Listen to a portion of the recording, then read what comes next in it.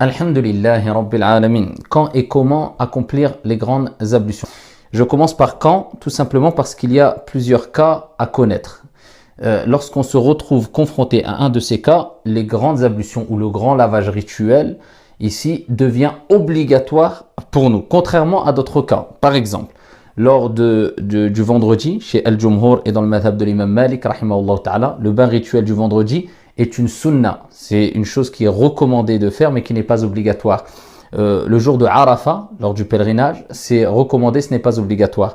Le moment où une personne veut rentrer dans la ville de la Mecca, c'est recommandé, ce n'est pas obligatoire. Quand on rentre en état de sacralisation, lors du Hajj, du pèlerinage, c'est recommandé, ce n'est pas obligatoire. Lors des deux Eid, Eid al-Fitr et Eid al-Adha, c'est recommandé, ce n'est pas obligatoire. Par contre, il y a plusieurs cas ici qu'on va citer brièvement, ou certains de ces cas-là, qui font que les grandes ablutions, le grand bain rituel devient obligatoire. Parmi ces cas-là, à partir du moment où ici il y a présence de ce liquide qui s'appelle al-mani, inna Allah la yastahi min al-haq, c'est-à-dire le sperme, après ici un rapport avec son épouse ou autre, de journée ou bien lors du sommeil. Après ici avoir dormi, on se réveille et après avoir fait un rêve, eh bien on se rend compte que il y a eu ce liquide là. À ce moment là, ça devient obligatoire pour nous d'accomplir les grandes ablutions afin de pouvoir effectuer sa prière, etc. Il y a lors de la rencontre, comme le prophète alayhi salatu wassalam l'a détaillé, des parties intimes de l'homme et de la femme, de sorte que même s'il n'y a pas eu ici présence de sperme, eh bien à partir du moment où la partie concernée par la circoncision de l'homme eh bien a disparu après qu'il y ait eu rencontre des deux parties intimes de l'homme et de la femme, à ce moment-là les grandes ablutions sont obligatoires. Une personne qui embrasse l'islam, il n'y a pas unanimité sur la question, mais ici dans le madhab de l'imam Malik, il doit faire les grandes ablutions. Un mort, quand on lave un mort, sauf exception, on lui fait ici les grandes ablutions. Donc ça, c'est les cas qui reviennent le plus souvent et qui nous rappellent qu'on doit faire obligatoirement les grandes ablutions. Spécificité pour les femmes, lorsqu'ils sortent de leur état de menstru.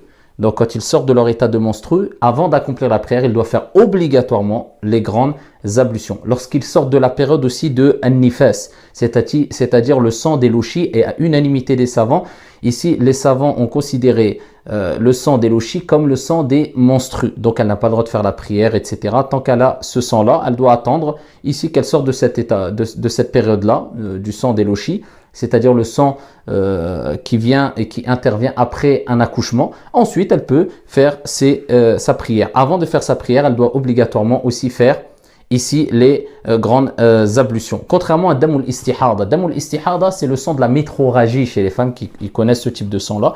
Eh bien, pour elle, il est recommandé ici de faire les ablutions ou il est recommandé de faire les grandes ablutions, mais il n'est pas obligatoire pour elle de faire les grandes ablutions.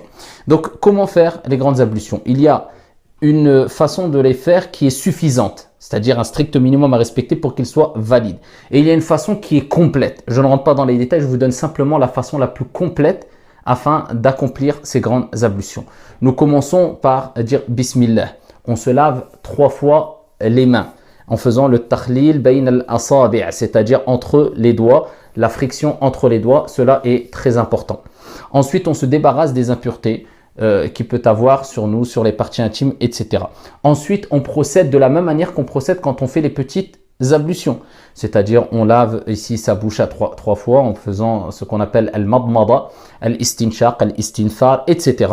Ici, du début jusqu'à la fin des petites ablutions. Quand on a terminé les petites ablutions, et bien sûr, il est important d'abord de souligner qu'il faut avoir l'intention de sortir de l'état de souillure et d'adorer notre Seigneur Tabaraka wa Ta'ala ou d'adorer notre Seigneur Tabaraka wa Ta'ala à travers la prière du vendredi ou autre. Donc il faut avoir cette intention de faire les grandes ablutions, le grand bain rituel. Donc on termine les petites ablutions. Quand les petites ablutions sont terminées, eh bien ici on doit verser à 3 reprises de l'eau sur la tête. Si aujourd'hui on a des jets d'eau, cela suffit. On prend le jet d'eau et on le met au-dessus de la tête et on doit obligatoirement frictionner les cheveux afin que l'eau pénètre jusqu'à l'épiderme, la peau. Et ça c'est une condition impératif. Quand on l'a fait à 3 reprises, à ce moment-là, on laisse couler l'eau sur tout le corps et il est recommandé de commencer par la partie droite du corps, ensuite la partie gauche, en faisant ce qu'on appelle ad-dalk. Ad-dalk, c'est la friction Et cela est obligatoire dans l'école de l'imam Malik, rahimahullah ta'ala, c'est-à-dire qu'on doit accompagner le lavage, c'est-à-dire le fait que l'eau, ou plutôt le fait que l'eau se verse sur le corps d'une friction. Et c'est ce qu'on appelle le lavage.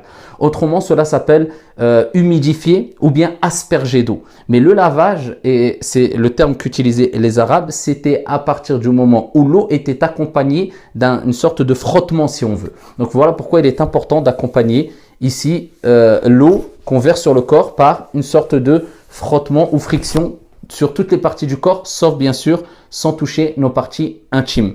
Et ici, on le fait selon nos capacités. Les parties qu'on ne peut pas atteindre avec la paume de notre main ou le dos de notre main, ici, on est excusé. Allah tabaraka wa ta'ala dit « Fattaqullaha mastata'tum ». La chose à savoir, c'est que dans les grandes ablutions, dans le madhab de l'imam Malik, arrivé au pied, on doit obligatoirement laver entre les doigts de pied aussi, en faisant aussi la friction ici, sans trop insister, mais faire de suffisamment afin qu'on s'assure que l'eau a bien touché toutes les parties du corps et qu'on accompagne le versement de l'eau avec cette friction-là.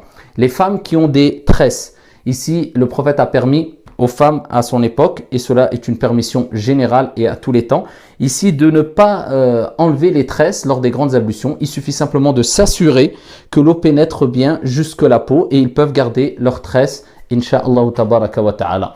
Donc voilà comment on accomplit les grandes ablutions de façon résumée. Wallahu ta'ala a'lam wa ahkam. Wassalamu alaikum. Que la paix soit sur vous. Vous êtes en état d'impureté rituelle. Vous avez par exemple eu un rapport intime, ou alors vous venez d'avoir une période de règles, ou vous avez accouché, et vous ne savez pas comment faire les grandes ablutions qu'on appelle le roussoul. Comment faire le roussoul? C'est ce que je vous propose de vous enseigner dans cette vidéo, alors restez avec moi.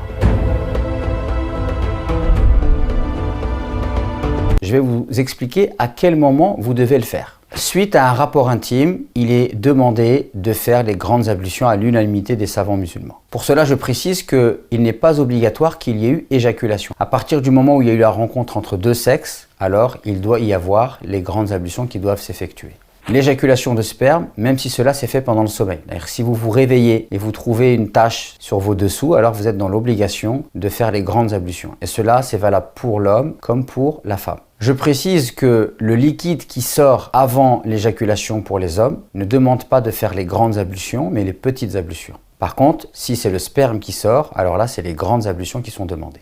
Lorsqu'une femme a eu ses règles, à la fin de ses règles, alors elle doit faire les grandes ablutions pour pouvoir reprendre la prière. Pareil, après un accouchement, la femme doit faire ses grandes ablutions une fois que le sang s'est interrompu. Je précise qu'une femme doit faire ses grandes ablutions seulement si le sang vient des règles ou alors est dû à ce qui relève de l'enfantement. Par contre, si une femme a des pertes sanguines liées à la métrorragie ou à la ménorragie, c'est-à-dire que c'est lié à une maladie, ce sang-là ne l'empêche pas de prier, ni de jeûner, ni d'avoir des rapports intimes avec son mari. Il est bon également de faire les grandes ablutions le jour du vendredi pour aller assister à la prière du vendredi, comme pour assister à la prière de l'Eid. La première chose sur laquelle j'aimerais attirer votre attention dans cette vidéo, c'est que je vais vous enseigner les choses de manière simple. On va voir en fait comment faire un roussoul, entre guillemets, parfait.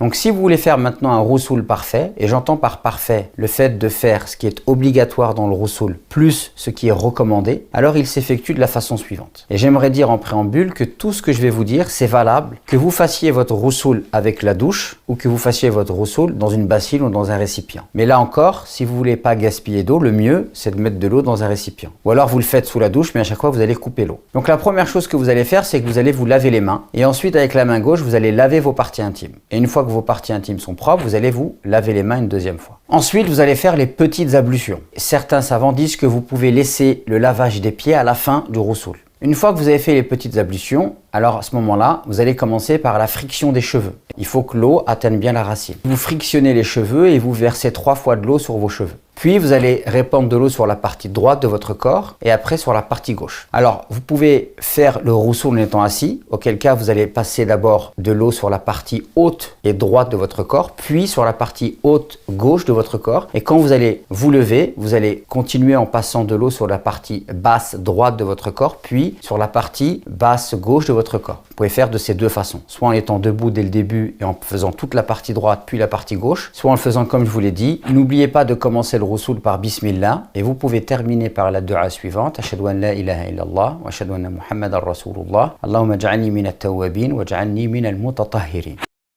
أشهد أن لا إله إلا الله وحده لا شريك له وأشهد أن محمدا عبده ورسوله اللهم اجعلني من التوابين واجعلني من المتطهرين.